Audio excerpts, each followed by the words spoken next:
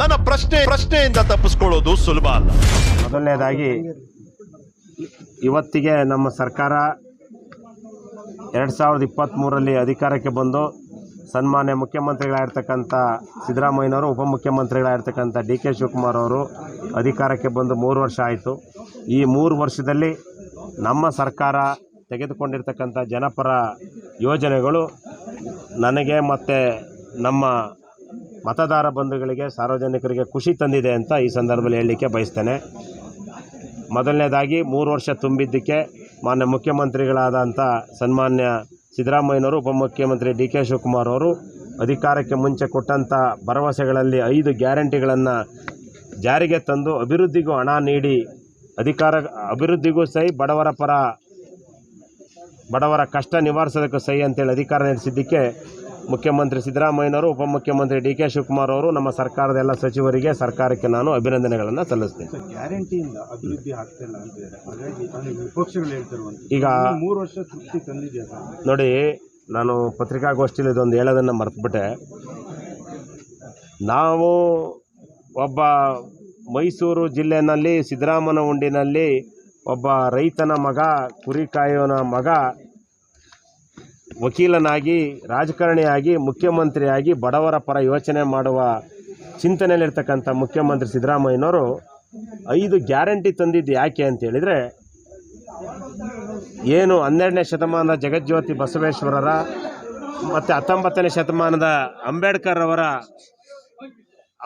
ಅವರ ವಿಚಾರಧಾರೆಗಳನ್ನು ತನ್ನ ಆಡಳಿತ ವ್ಯವಸ್ಥೆಯಲ್ಲಿ ಅಳವಡಿಸಿಕೊಂಡಂಥ ಏಕೈಕ ಮುಖ್ಯಮಂತ್ರಿ ಸನ್ಮಾನ್ಯ ಸಿದ್ದರಾಮಯ್ಯನವರು. ಏನು ಶೋಷಿತ ವರ್ಗ, ಬಡವರ ಪರವಾಗಿ ಅವರ ಸಮಾಜದ ಮುನ್ನೆಲೆಗೆ ತರಬೇಕು, ಸಾಮಾಜಿಕವಾಗಿ, ಆರ್ಥಿಕವಾಗಿ ಅವ್ರನ್ನ ಗಟ್ಟಿಗೊಳಿಸಬೇಕು ಅಂತೇಳಿ 5 ಗ್ಯಾರಂಟಿಯನ್ನು ಜಾರಿಗೆ ತಂದರು. ಕೆಲವರು ಹೇಳ್ಬೋದು, ಈ 5 ಗ್ಯಾರಂಟಿಯನ್ನು ಜಾರಿಗೊಳಿಸಿದಾಗ ಆರ್ಥಿಕವಾಗಿ ಗಟ್ಟಿ ಆದ್ರ ಅಂತ. ನೋಡಿ, ಇಡೀ ದೇಶದಲ್ಲಿ ಅತಿ ಹೆಚ್ಚು ಟ್ಯಾಕ್ಸ್ ಕಟ್ತಾ ಇರ್ತಕ್ಕಂಥದ್ದು ಮಹಾರಾಷ್ಟ್ರ, 2ನೇ ಸ್ಥಾನದಲ್ಲಿರ್ತಕ್ಕಂಥದ್ದು ನಮ್ಮ ಕರ್ನಾಟಕ ದೇಶ. ಅದೇ ರೀತಿ ಇವತ್ತು ಇಡೀ ದೇಶದಲ್ಲಿ ನಾವು 5 ಗ್ಯಾರಂಟಿನ ತಂದು ಜನರನ್ನು ಸಾಮಾಜಿಕವಾಗಿ, ಆರ್ಥಿಕವಾಗಿ ಗಟ್ಟಿ ಮಾಡಿದ್ರ ಫಲವಾಗಿ ಇವತ್ತು ಪ್ರತಿ ವ್ಯಕ್ತಿಯ ಕ್ಯಾಪಿಟಲ್ ಇನ್ಕಮ್ 2,07,000 ರೂಪಾಯಿ ಬಂದಿರತಕ್ಕಂಥದ್ದು ಇಡೀ ದೇಶದಲ್ಲಿ ನಮ್ಮ ರಾಜ್ಯ ಮೊದಲು. ಹಾಗಾದರೆ ನಾವು 5 ಗ್ಯಾರಂಟಿಯನ್ನು ತಂದುಕೊಟ್ಟು ಅವ್ರು ಆರ್ಥಿಕವಾಗಿ ಅವ್ರನ್ನ ಗಟ್ಟಿ ಮಾಡಿದ್ರ ಫಲವಾಗಿಯೇ ಇವತ್ತು ನಾವು ಇಡೀ ದೇಶದಲ್ಲಿ ನಂಬರ್ 1 ಇದ್ದೇವೆ ಆರ್ಥಿಕವಾಗಿ, ಏನು ಅವರ ಇನ್ಕಮ್ಮು ಬಗ್ಗೆ. ಹಾಗಾಗಿ ನಮ್ಮ ಗ್ಯಾರಂಟಿಗಳಲ್ಲಿ ಬಂದಂಥ ಯಶಸ್ಸನ್ನು ನೋಡಿನೇ ವಿರೋಧ ಪಕ್ಷದವರು ಇಡೀ ದೇಶದಲ್ಲಿ ಈ ಗ್ಯಾರಂಟಿಗಳನ್ನು ಜಾರಿಗೊಳಿಸಿ ಅವರು ಸಹ ಅದರಲ್ಲಿ ಯಶಸ್ಸನ್ನು ಗಳಿಸಿದ್ದಾರೆ ಅಂತ ಹೇಳಲಿಕ್ಕೆ ಬಯಸ್ತೇನೆ. ನೋಡಿ, ವೈಯಕ್ತಿಕವಾಗಿ ಈ ಕ್ಷೇತ್ರದ ಶಾಸಕನಾಗಿ ಸಾರ್ವಜನಿಕರ ಮುಂದೆ ನಾನು ಗಟ್ಟಿಯಾಗಿ ಹೇಳ್ತೇನೆ, ನಮಗೆ ಯಾವುದೇ ಹಳ್ಳಿಗೆ ಹೋದರೆ, ಯಾವುದೇ ನಗರದಲ್ಲಿ ವಾರ್ಡಿಗೆ ನಾನು ಸೈಕಲ್ನಲ್ಲಿ ಜನರ ಸಮಸ್ಯೆ ಆಲಿಸೋಕೆ ಹೋದರೆ, ಇದುವರೆಗೂ ಮೊದಲು 1 ವರ್ಷ ನನಗೆ ಗಟ್ಟಿಯಾಗಿ ಪ್ರಶ್ನೆ ಮಾಡಿದ್ದಾರೆ.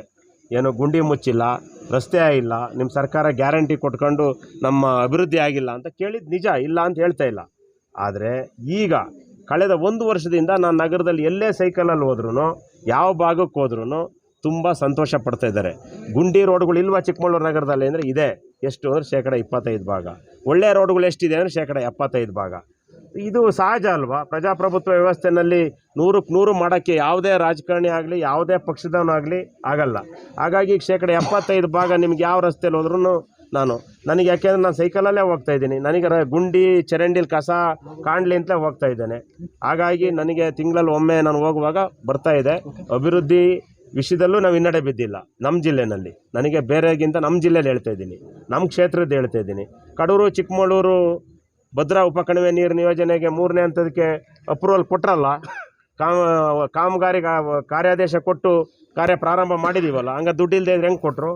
ಅದೇ ರೀತಿ ಕಳೆದ ವರ್ಷ 25 ಕೋಟಿ ಕೊಟ್ಟಿದ್ದರು ಸ್ಪೆಷಲ್ ಗ್ರಾಂಟು, ಈ ವರ್ಷ 50 ಕೋಟಿ ಕೊಟ್ಟಿದ್ದಾರೆ.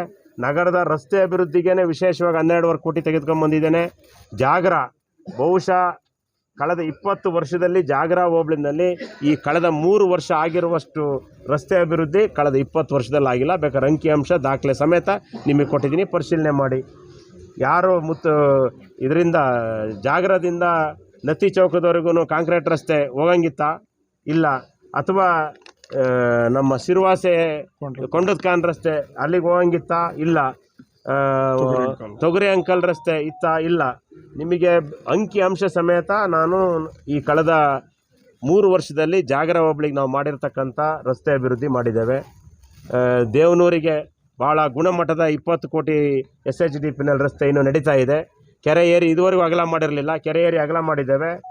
ಅದೇ ರೀತಿ ನ್ಯಾಷನಲ್ ಹೈವೇನಲ್ಲಿ ಬೀದಿ ದೀಪ ಇರಲಿಲ್ಲ. ABC ಆಂಬರ್ವಾಲಿಯಿಂದ ಅಪ್ ಟು ನಮ್ಮ ಕತ್ರಿಮಾರಮ್ಮನ ದೇವಸ್ಥಾನದವರೆಗೂ ಲೈಟ್ ಹಾಕಿದ್ದೇವೆ. ಅಲ್ಲಿಂದ ಕಣಿವೆವರೆಗೂ ಈಗ 3.5 ಕೋಟಿ ರೂಪಾಯಿ ವೆಚ್ಚದಲ್ಲಿ ಬೀದಿ ದೀಪ ಹಾಕ್ತಾ ಇದ್ದೀವಿ. ರಸ್ತೆ ಮಾಡಿದ್ದೀವಿ. ಬಸ್ ಸ್ಟ್ಯಾಂಡು ನೋಡಿ, ಕಳೆದ 25 ವರ್ಷದಿಂದ ಸಗೀರ್ ಅಹ್ಮದ್ ಟ್ರಾನ್ಸ್ಪೋರ್ಟ್ ಮಿನಿಸ್ಟರ್ ಆದಾಗ ಚಿಕ್ಕಮಗಳೂರಿಗೆ ಒಂದು ಒಳ್ಳೆ ಬಸ್ ಸ್ಟ್ಯಾಂಡ್ ಆಗಿತ್ತು.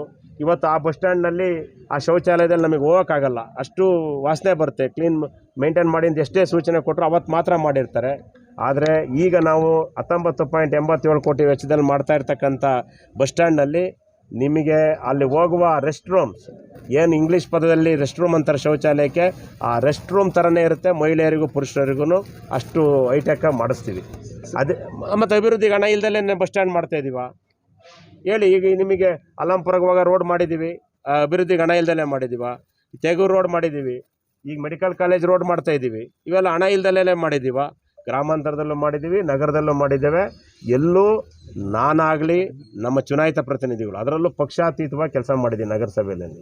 ನಗರಸಭೆಯಲ್ಲಿ ಈಗ ನೀವು ತೆಗೆದು ನೋಡ್ಕೊಳ್ಳಿ, 35 ಚುನಾಯಿತ ಪ್ರತಿನಿಧಿಗಳನ್ನು ವಿಶ್ವಾಸಕ್ಕೆ ತೆಗೆದುಕೊಂಡು, ನಾಮಿನಿ ಸದಸ್ಯರು ವಿಶ್ವಾಸಕ್ಕೆ ತೆಗೆದುಕೊಂಡು ನಾವು ತೆಗೆದುಕೊಂಡಿರೋ ರಸ್ತೆಗಳು ಯಾವುದೇ ಒಂದು ಪಕ್ಷ ಭೇದ ಇಲ್ಲದೆ, ಜಾತಿ ಭೇದ ಇಲ್ಲದೆ ರಸ್ತೆಗಳನ್ನು ಮಾಡಿದ್ದೀನಿ. ಹಾಗಾಗಿ ಗಟ್ಟಿಯಾಗಿ ಹೇಳ್ತೇನೆ, ಸಾರ್ವಜನಿಕವಾಗಿ ಹೇಳ್ತೇನೆ, ಯಾರು ಬೇಕಾದ್ರೂ ಸಾರ್ವಜನಿಕವಾಗಿ ಚರ್ಚೆಗೆ ಬಂದರೆ ಖಂಡಿತ ಸಾರ್ವಜನಿಕವಾಗಿ ಉತ್ತರ ಕೊಡ್ತೀನಿ ನಾನು. ಸರ್, ಈಗ ರಸ್ತೆದಾಯಿತು, ಚರಂಡಿದಾಯಿತು, ಕಂಬ ಹಾಕ್ಸಿದ್ರಿ, ಎಲ್ಲದೂ ಆಯಿತು. ಕೈಗಾರಿಕಾ ಸಂಸ್ಥೆಗಳು ಯಾವುದೂ ಇಲ್ಲ. ಅಷ್ಟೇ ಪ್ರಮಾಣದಲ್ಲಿ ನಿರುದ್ಯೋಗಿಗಳಿದ್ದಾರೆ. ಇಂಥ ದೊಡ್ಡ ಪ್ರಮಾಣದ ಕೈಗಾರಿಕೆ ತಂದು ಸೂರ್ನಡಿ ಸಾವಿರಾರು ಜನ ಕೆಲಸ ಮಾಡೋಂಥ ಯೋಜನೆ ನೋಡಿ. ಅದನ್ನೇ ಹೇಳ್ತೀನಿ ನೋಡಿ. 78ನೇ ಇಸ್ವಿಲಿ ಇಂದಿರಾ ಗಾಂಧಿ ಪ್ರಧಾನಿ ಆದರು, ದಿವಂಗತ ಇಂದಿರಾ ಗಾಂಧಿ, ದಿವಂಗತ ದೇವರಾಜ ಅರಸು ಅವರು ಮುಖ್ಯಮಂತ್ರಿ ಆದಾಗ ಉಳುವವನಿಗೆ ಒಡೆಯ ಅಂತೇಳಿ ಎಲ್ಲ ಬಡವರಿಗೆ ಜಮೀನು ಕೊಟ್ಟರು. ಅದೇ ರೀತಿ 35 ವರ್ಷದ ನಂತರ ಭಾಳ ಜನ ವಾಸಿಸ್ತಾ ಇದ್ರು ಮನೆಗಳಲ್ಲಿ, ಹಕ್ಕುಪತ್ರ ಇರಲಿಲ್ಲ. ವಾಸಿಸುವವನಿಗೆ ಒಡೆಯ ಅಂತೇಳಿ ಇವತ್ತು ಚಿಕ್ಕಮಗಳೂರು ಕ್ಷೇತ್ರದಲ್ಲೇ 4,000ಕ್ಕೂ ಹೆಚ್ಚು ಜನಕ್ಕೆ ಹಕ್ಕುಪತ್ರ ಕೊಟ್ಟಿದ್ದೀವಿ. ಆಯಿತಾ.